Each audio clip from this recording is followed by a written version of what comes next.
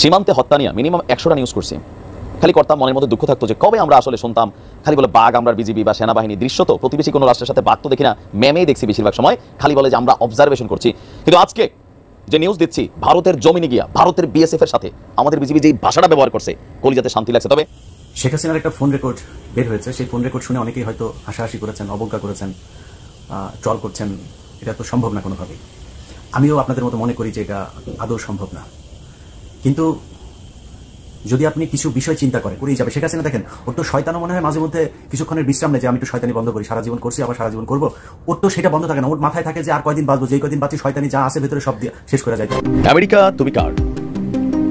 বাংলাদেশ নিয়ে আমেরিকা একটা এইমাত্র পাওয়া তাজা এবং গরম খবর। প্রিয় দর্শক বন্ধুরা, আপনারা কিন্তু ইতিমধ্যে শুনে এসেছেন বাংলাদেশের বিজিবি এবং বাংলাদেশের অন্যান্য সেনাপ্রধানদের কিন্তু বাঘ বলে আখ্যায়িত করা হয়, কিন্তু তারা বাঘের কোনো নমুনাই দেখাতে পারেনি এই পর্যন্ত।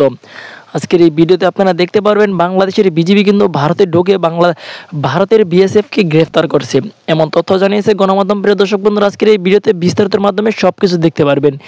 সেই সাথে আজকের এই ভিডিওতে আপনারা দেখতে চলেছেন ডক্টর ইউনূসের চাঞ্চল্যকর কিছু তথ্য। সেই তথ্য ফাঁস করেছে কিন্তু গোলাম মাওলার রনি সাহেব। প্রিয় দর্শক বন্ধুরা, বেশি কথা না বলে আপনাদের বিস্তারিত ভিডিওতে নিয়ে যাবো। বিস্তারিত ভিডিওটি দেখার আগে একটা রিকোয়েস্ট, যারা এখন এই চ্যানেলটি সাবস্ক্রাইব করে রাখেন, এই চ্যানেলটি সাবস্ক্রাইব করে দিয়ে পাশে থাকা বেল আইকনটি বাজিয়ে রাখুন। ইতিমধ্যে সাবস্ক্রাইব করে দিয়েছেন, সকলকে জানাচ্ছি অসংখ্য ধন্যবাদ। প্রিয় দর্শক বন্ধুরা, চলুন তাহলে এই ভিডিওতে একটি লাইক দিয়ে বিস্তারিত ভিডিওগুলো মোবাইলের স্ক্রিন থেকে একের পর এক ধারাবাহিকভাবে দেখে আসি।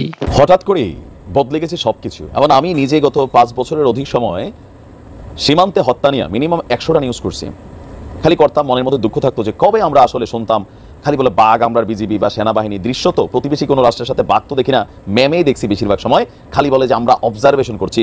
কিন্তু আজকে যে নিউজ দিচ্ছি, ভারতের জমিনে গিয়া ভারতের বিএসএফ এর সাথে আমাদের বিজিবি যেই ভাষাটা ব্যবহার করছে, কলিজাতে শান্তি লাগছে। তবে গণমাধ্যমকে বলবো যে আপনারা এগুলোর একটু ভিডিও ফুটেজও দিবেন, তাহলে আমরা দেখতে চাই যে আসলে হেডলাইনে যা হয় প্রকৃতপক্ষে সেখানে এগুলো হয় কিনা। ওই যে একটু দুর্বল মানুষ আমরা মনে করি যে কোনো পত্রিকায় বাড়াবাড়ি করে হেডলাইন দেয় কিনা, নাকি প্রকৃতই বলছে, বাট আমার মনে হয় বলছে, আমরা বিশ্বাস করতে চাই। ঘটনা দেখেন, ডক্টর ইউনূস সাহেব ক্ষমতায় আসার পর বেশ কিছু ঘটনা ঘটেছে। তার মধ্যে খুবই গুরুত্বপূর্ণ 2টা হত্যাকাণ্ড ঘটেছে ভারত বাংলাদেশ সীমান্তে।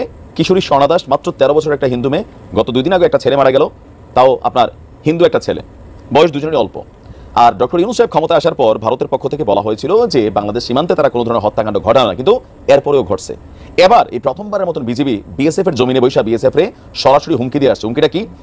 ভারত বাংলাদেশ সীমান্তের বাংলাবান্ধা ফুলবাড়ি আইসিপিতে বিজিবি এবং বিএসএফ এর মধ্যে একটা বৈঠক অনুষ্ঠিত হয়েছে গতকালকে। বিজিবি রংপুর রিজন এবং বিএসএফ এর নর্থ বেঙ্গল ফ্রন্টিয়ারের মধ্যে এই বৈঠক অনুষ্ঠিত হয়েছে। বৈঠকে সীমান্তে হত্যা নিয়ে বিএসএফ এর এই সকল কর্মকাণ্ড নিয়ে কড়া প্রতিবাদের পাশাপাশি তীব্র নিন্দা এবং কি ভবিষ্যতে পাল্টাপাল্টি অ্যাকশনেরও কিছু কথা বলা হয়েছে। বিজিবি তাদের প্রেস বিজ্ঞপ্তিতে বলেছে, ভারতের অভ্যন্তরে ফুলবাড়িতে এই বৈঠকটি অনুষ্ঠিত হয়েছে। এতে বিজিবির পক্ষে Rangpur region commander brigadier general Khandakar Shafiquzzaman, Thakurgaon আপনার sector commander colonel Mohammad Tauhidur Rahman এবং বিজিবির অন্যান্য কর্মকর্তারা ভারতে ঢুকেছেন। অপরদিকে বিএসএফ এর পক্ষে বিএসএফ নর্থ বেঙ্গল ফ্রন্টিয়ারের আইজি শ্রী সূর্যা কুমার শর্মা এবং শিলিগুড়ি ও কিষানগঞ্জ সেক্টরের ডিআইজি সহ বাহিনীর অন্যান্য কর্মকর্তারা অংশগ্রহণ করেছেন। বৈঠকে আপনার বালিয়াডাঙ্গি, ঠাকুরগাঁয়ের বালিয়াডাঙ্গি সীমান্তে বিএসএফ এর গুলি করে বাংলাদেশের নাগরিক জয়ন্ত কুমার সিংহকে হত্যার ইস্যুতে এবং স্বর্ণাদাসের ইস্যুতে প্রতিবাদ জানিয়েছে। এবং বিএসএফ এই প্রথমবারের মতো এত নরম সুরে কথা বলেছে। আমি এই কারণে ভিডিও ফুটেজটা চাইছিলাম আর একটু মেকশিওর হইতাম। আপনার বিএসএফ এর নর্থ বেঙ্গল ফ্রন্টিয়ারে যিনি আইজি আছেন, তিনি বাংলাদেশ বিজিবির কাছে দুঃখ প্রকাশ করেছেন এবং ভবিষ্যতে বিএসএফ সীমান্তে কোনো বাংলাদেশি নাগরিকদের উপর গুলি চালাবে না বলে বিজিবির যে প্রতিনিধি দল আছেন তাদের সাথে তারা কথা দিয়েছেন, আশ্বস্ত করেছেন। বৈঠকে সীমান্তবর্তী অঞ্চলে বসবাসরত উভয় দেশের নাগরিকদের মধ্যে জনসচেতনতা বৃদ্ধি, অবৈধভাবে সীমান্ত অতিক্রম যাতে না করে, আরো বিভিন্ন ইস্যুগুলো নিয়ে যেন দুই দেশের সরকার কাজ করে বা বাহিনীগুলো কাজ করে। আমরাও বলি, দেখেন যে কোনো দেশে অবৈধভাবে অনুপ্রবেশ নিষিদ্ধ, এরপরও যারা ঢুকবে গ্রেপ্তার করেন। যদি মনে হয় তারা ক্ষতিকর তো তাদের পায়ের মধ্যে গুলি করেন। তবে আমাদের বাংলাদেশে এই পর্যন্ত যারাই গেছে, কখনো বিএসএফ কারোর হাতে গুলি পিস্তল রামদাসেন এগুলো পায় না। সাধারণ মানুষ যায়, গরিব মানুষ, আপনার দেশেও গরিব আছে, আমাদের দেশেও গরিব আছে, চোরাই মালটাল আমদানি করে 2-4 পয়সা পায়। বাট এদেরকে মাইরা যে উল্লাস দেখানো দিতে চীন যে 60 কিলোমিটার দখল করছে, দিল্লির মতন জায়গা দখল করে নিয়ে গেছে, তো সেইখানে দেখান না গুন্টামিটা, বাগনাই বনে বিড়াল রাজা। তো ধন্যবাদ আমাদের বিজিবিকে সাহসটা করার জন্য। ফুটেজটা পেলে আর আপনাদেরকে দিতাম, আপনাদেরও ভালো লাগতো, আমারও ভালো লাগতো। তারপরে বিজিবিকে ধন্যবাদ। আমাদের যা আছে আমরা তাই নিয়ে থাকতে হবে, বাঘ হয়ে থাকতে হবে, সীমান্তে ওই ম্যামে করার সুযোগ। শেখ হাসিনার একটা ফোন রেকর্ড বের হয়েছে, সেই ফোন রেকর্ড শুনে অনেকেই হয়তো হাসাহাসি করেছেন, অবজ্ঞা করেছেন, ট্রল করছেন, এটা তো সম্ভব না কোনোভাবেই। আমিও আপনাদের মতো মনে করি যে এটা আদৌ সম্ভব না। কিন্তু যদি আপনি কিছু বিষয় চিন্তা করেন, ধরেন সবশেষ ডিসি নিয়োগ, সচিবালয়ে এই নিয়োগ নিয়ে হাতাহাতি মারামারি, আলিমা মজুমদারকে নিয়ে যে আলোচনা সমালোচনা যেগুলো চলছে, পুলিশের গুরুত্বপূর্ণ কিছু পদের ভেতরে আপনি র্যাবের ডিজির কথা যদি চিন্তা করেন, যে এই মনিরুল এবং বেনজির এই খুনিদের সাথে যার চরম সখ্যতা ছিল, সে র্যাবের ডিজি, তার আবার 1 বছরের জন্য ইয়েও বাড়ানো হচ্ছে। তো এইসব বিষয়গুলো যদি আপনি দেখেন, তার সাথে শেখ হাসিনা গত 15 বছরে যে লুটপাট সে আর তার পরিবারের লোকজন করেছে, সেই লুটপাটে তো বাংলাদেশের রিজার্ভ এখন বলা হচ্ছে $20 বিলিয়ন। এই 20 বিলিয়নের কত গুণ যে শেখ হাসিনা তার পরিবারের কাছে আছে সেটা আপনারা সহজেই অনুমান করতে পারেন। যেই পারমাণবিক যে বিদ্যুৎ কেন্দ্র, সেখান থেকেই তারা খেয়ে দিয়েছে $5 বিলিয়ন। এবার কত বিলিয়ন ডলারের মালিক তারা এই কয় বছর হয়েছে সেটা একটু চিন্তা করে দেখেন। সো এই যে টাকা পয়সা, এই টাকা পয়সা দিয়ে তো সব সময় তারা চেষ্টা করেই যাবে। শেখ হাসিনা দেখেন, ওর তো শয়তানও মনে হয় মাঝে মধ্যে কিছুক্ষণের বিশ্রাম নেই যে আমি একটু শয়তানি বন্ধ করি, সারা জীবন করছি আবার সারা জীবন করবো, ওর তো সেটা বন্ধ থাকে না। ওর মাথায় থাকে যে আর কয়দিন বাঁচবো, যেই কয়দিন বাঁচি শয়তানি যা আছে ভেতরে সব দিয়ে শেষ করে যাইতে হবে। সো এই যে শয়তানের সারাটা ক্ষণ যে শয়তানি চলতে থাকে, এটা কার্যকর করার জন্য সেই টাকাও তো তার হাতে আছে। এখন সে যদি সেটা করে, একটা ছোট্ট কথা বলি, ধরেন আমাদের দেশে এই মুহূর্তে যারা সরকারে আছেন, আমি ডক্টর মোহাম্মদ ইউনূস, তিনার প্রতি বাংলাদেশের প্রতিটা মানুষ, আমার মনে হয় কে আওয়ামী লীগ করে, কে বিএনপি করে, কে জামাত করে, বাংলাদেশে যারা আছেন, সরি আওয়ামী লীগ বাদ, মানে এর বাইরে সাধারণ মানুষ, বিএনপি জামাত যারা যারা আছেন, সবাই কিন্তু হয়তো বিএনপির লোকজন চেষ্টা করছে যে তারা ক্ষমতায় আসবে, জামাতের লোকজন চেষ্টা করছে তারাই ক্ষমতায় আসবে, কিন্তু আমার মনে হয় কারো ওই ধরনের অভিযোগ ক্ষোভ নাই ডক্টর মোহাম্মদ ইউনূসের বিরুদ্ধে যে তাকে ক্ষমতা থেকে সরাইতে হবে। তার প্রতি একটা বিশ্বাস মানুষের আছে। কিন্তু একটা দেশ, বিশাল একটা দেশ পরিচালনা করতে হলে শুধু ডক্টর মোহাম্মদ ইউনূস একার পক্ষে তো সম্ভব না। যারা তার আশপাশে আছেন, এক একজনের বিরুদ্ধে এক এক ধরনের কথাবার্তা, এরই মধ্যে নানান বিতর্ক শুরু হয়েছে।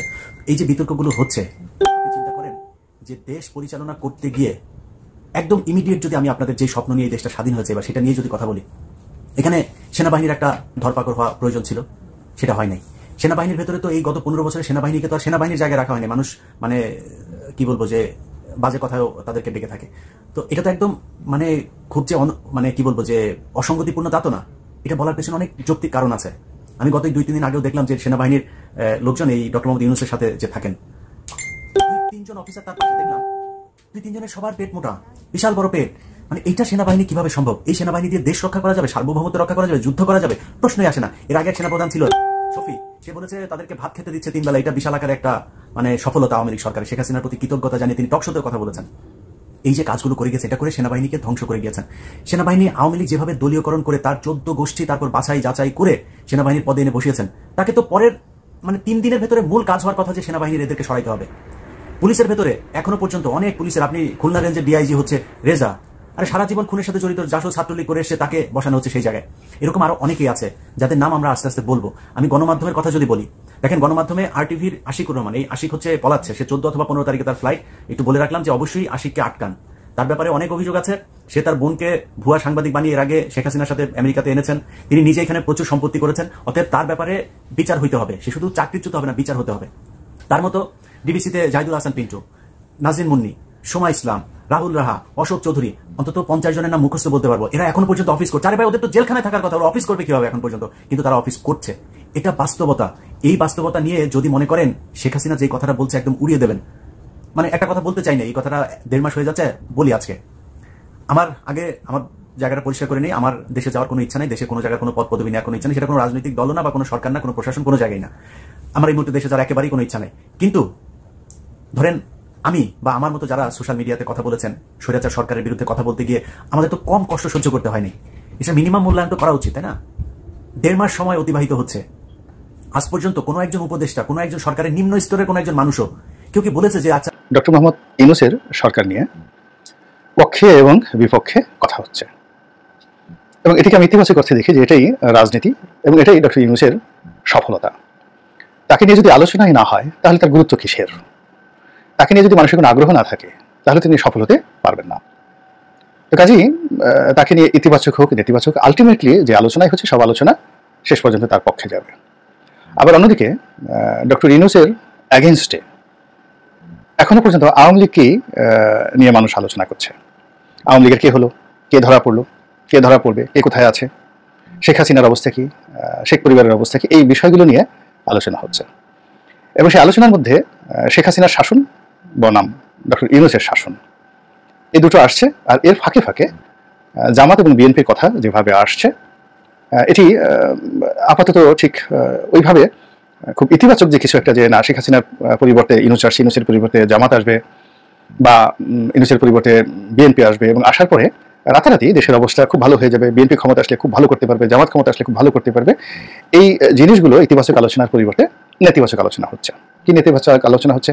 সারা বাংলাদেশে মাজার ভাঙচুর করা হচ্ছে, ইসলামপন্থীদের যে দাপট এটি বেড়ে গেছে। তারপরে বিএনপির নাম করে যে সকল দখল চাঁদাবাজির খবরাখবর আসছে পত্রপত্রিকাতে, এটি নিয়ে আর যাই হোক না কেন বিএনপি এবং জামাত স্বস্তিতে নেই। তো কাজেই তাদেরকে নিয়ে আলোচনা না করে এই মুহূর্তে যেটা আলোচনা ডক্টর মোহাম্মদ ইউনূস ভার্সেস আওয়ামী লীগ। এই মুহূর্তে ডক্টর মোহাম্মদ ইউনূসের সামনে সবচেয়ে বড় বড় কতগুলো প্রবলেম। এক নম্বর প্রবলেম হলো আইন শৃঙ্খলা কোনো অবস্থাতেই কর্তৃপক্ষের বা রাষ্ট্রের নিয়ন্ত্রণে নেই। সারা বাংলাদেশের টেকনাফ থেকে তেঁতুলিয়া পর্যন্ত যে অস্থিরতা, বিশৃঙ্খলতা, অব্যবস্থাপনা, সেটা তহসিল অফিস থেকে শুরু করে থানা, থানা থেকে শুরু করে ইউএন অফিস, জেলা পর্যায়ের সকল অফিস, সব জায়গাতেই জোরজার মূল্যকদার।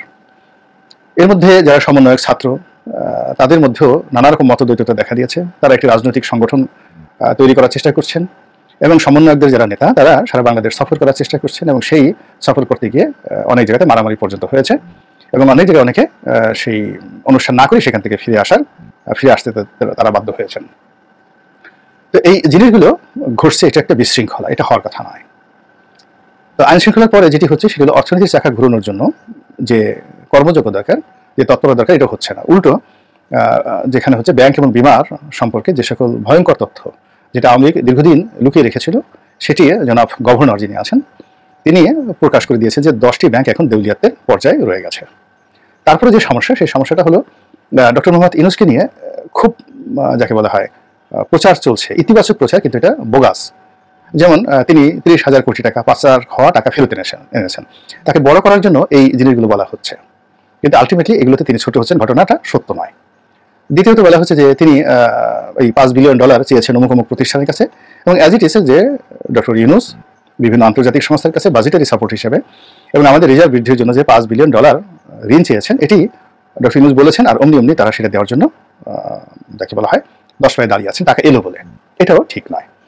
তো এরকম আরো অনেকগুলো বিষয়, মানে তাকে মানব থেকে মহামানব এবং অতিমানব বানানোর জন্য চেষ্টা, যেটা শেখ হাসিনার ক্ষেত্রে করা হয়েছিল, সেটি করা হচ্ছে। এবং এর ফলে কি হচ্ছে, একটা সময় যখন তিনি কোনো কিছু করতে পারবেন না বা তার ভুল ভ্রান্তি বা ত্রুটি ব্যর্থতা সামনে চলে আসবে, অমনি জনগণ মুহূর্তের মধ্যে রিভার্স হয়ে যাবে, ক্রোধান্বিত হয়ে যাবে। তো কাজে যারা অপপ্রচার করছেন এবং অতিপ্রচার করছেন, তারা উভয়ই ডক্টর ইউনূসকে মূলত সমস্যায় ফেলছেন।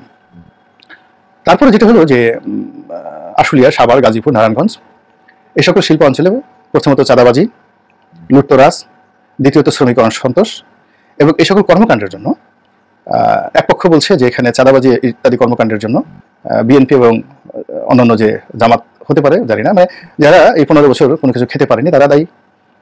অন্য পক্ষ বলার চেষ্টা করছেন যে না, আমরা দায়ী না, বিএনপির লোক নয়, আওয়ামী লীগের লোকই ভুল পাল্টিয়ে বিএনপির নাম ব্যবহার করে চাঁদাবাজি করছে। কিন্তু ঘটনা যাই হোক না কেন, চাঁদাবাজি আগেও ছিল, ঝুটের ব্যবসা আগেও ছিল, এখনো আছে, কিন্তু এগুলো সহনীয় হয়ে গিয়েছিল একটা সিন্ডিকেটের মাধ্যমে। কিন্তু এখানে যখন একটা নতুন সিন্ডিকেট ঢোকার চেষ্টা করছে, তখনই এখানে অনার সৃষ্টি তৈরি হয়েছে, যেটি ডক্টর মোহাম্মদ ইউনূস সামাল দিতে পারছেন না।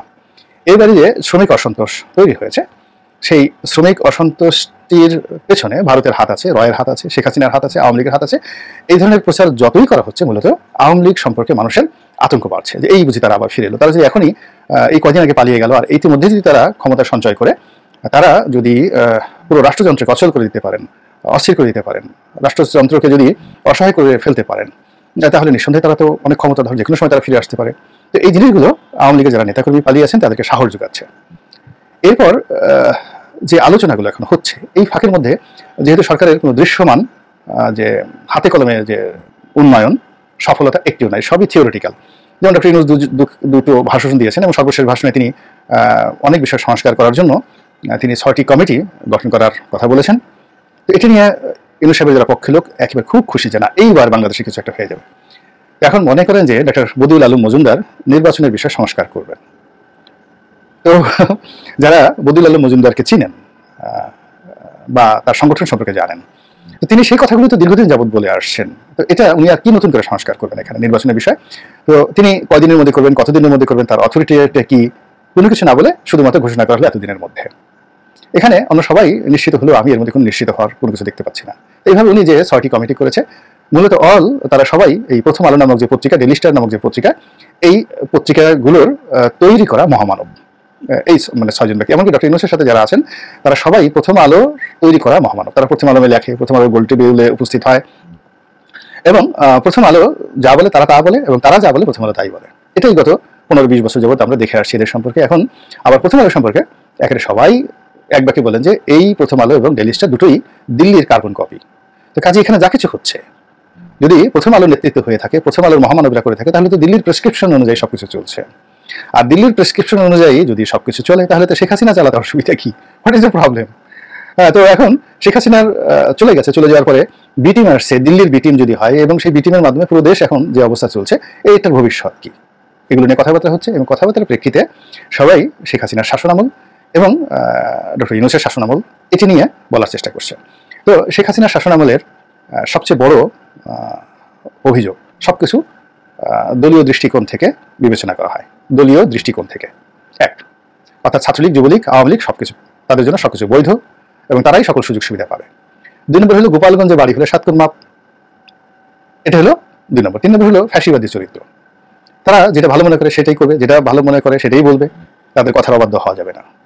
তো এই 3টি চরিত্র যদি আপনি ধরেন আওয়ামী লীগ শাসনের, তার কন্টেম্পোরারি ইতিমধ্যেই ডক্টর মোহাম্মদ ইউনূস তার যে শাসন ব্যবস্থা, সেখানে তিনি ঠিক কিভাবে পরিবারতন্ত্র গঠন করে ফেলছেন তার প্রমাণ হলো চট্টগ্রাম হলে আর কোনো কথা নাই। মানে তাকে বলা হয় চট্টগ্রামের সরকার এই মুহূর্তে, তার আশেপাশে যা কিছু আছে। দ্বিতীয়ত, এটাকে যদি আপনি গোপালগঞ্জের সাথে তুলনা করেন, আর শেখ পরিবারের মতো তার কাছে আশেপাশে যা কিছু আছে সবই গ্রামীণ ব্যাংক কেন্দ্রিক। এই জন্য এটাকে গণতন্ত্র না বলে গ্রামীণ ব্যাংক তন্ত্র বলার চেষ্টা করছে, বা অনেকে ঠাট্টা করে এনজিও গ্রাম বলার চেষ্টা করছে। অর্থাৎ গ্রামীণ ব্যাংক তো মূলত একটা এনজিও প্রতিষ্ঠান, এবং তার সঙ্গে তিনি যাদেরকে নিয়েছেন তারা সবাই এনজিও ব্যক্তিত্ব। আর এনজিও এবং গ্রামীণ ব্যাংক এই দুটোকে একত্র করে সবাই এনজিও গ্রাম সরকার বলার চেষ্টা করছে। তাহলে কি হলো, শেখ হাসিনার যে দলীয় পরিচয়, সেই দলীয় পরিচয়টা এখানে সে কীভাবে ইউনূসের ক্ষেত্রে হয়ে গেল, এবং তার গ্রামীণ ব্যাংক, তার চট্টগ্রাম, এই দুটো এখন এই সরকারে কীভাবে কাজ করছে। আর মুজিববাদ, শেখ হাসিনাবাদ, ভারততন্ত্র, এটি ডক্টর মোহাম্মদ ইউনূসের চিন্তা চেতনায় কীভাবে কাজ করছে, এটি তার যে সামাজিক ব্যবসা এবং তার সঙ্গে সঙ্গে তার যে 3-0 থিওরি, 3টি শূন্য, এই 3টি শূন্য থিওরির মধ্যেই আপনি সবকিছু পাবেন। তো এখন এই 3টি থিওরি হলো তিনি দারিদ্র্যমুক্ত একটি বিশ্ব তৈরি করবেন। তো অন্যান্য যে জিনিসগুলো আছে, দারিদ্র্যমুক্ত, ক্ষুধামুক্ত, বেকার থাকবে না, এরকম 3টি শূন্য, মানে এখানে একেবারে শূন্য এমিশন, 0 টলারেন্স, এরকম 3টি শূন্য তিনি আবিষ্কার করেছেন। এবং সারা পৃথিবীতে মানুষ হায় হায় এ বুদ্ধি আসলো কোত্থেকে, এরকম 3টা শূন্য ডক্টর মোহাম্মদ ইউনূস সাহেব আবিষ্কার করেছেন, এর মতো বুদ্ধিমান কি আছে?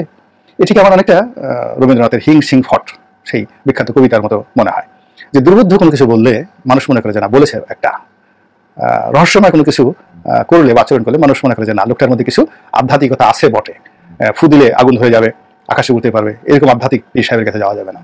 তো এরকম 3 শূন্য নিয়েও একই অবস্থা। এর কারণ হলো ডক্টর মোহাম্মদ ইউনূস তো দূরের কথা, তিনি মানে যাদের একটি নখ বা আঙ্গুল হওয়ার উপযুক্ত নন, এরকম বহু মহামানব পৃথিবীতে বহু বছর ধরে, শত শত বছর ধরে তিনি এবং তাদের পরিবার চেষ্টা করেও এই পৃথিবীতে 3টি শূন্যের বাস্তবায়ন ঘটাতে পারেননি। আপনারা কি মহাজ্ঞানী সেনেকার নাম শুনেছেন? তো মহাজ্ঞানী সেনেকা, তো সেনেকা ছিলেন টিচার অফ নিরো, এবং নিরোর যে বাবা মানে রোমান সাম্রাজ্যের ইতিহাসে সবচেয়ে মানে যাকে বলা হয় অন্যতম জ্ঞানীগুণী এবং দার্শনিক সম্রাট। তো সেনেকা এবং সেই সম্রাট এবং তার সে বিশাল সাম্রাজ্য মিলে তারা 3-0 করতে পারেননি। এরপর আরো অনেক, নেপোলিয়নের কথা যদি চিন্তা করেন, জুলিয়াস সিজারের কথা যদি চিন্তা করেন, তারপরে সম্রাট মার্কাস অর্লিয়াসের কথা যদি চিন্তা করেন, তারা মানব মহামানবের বাইরে যদি কিছু থাকেন তাও হবেন।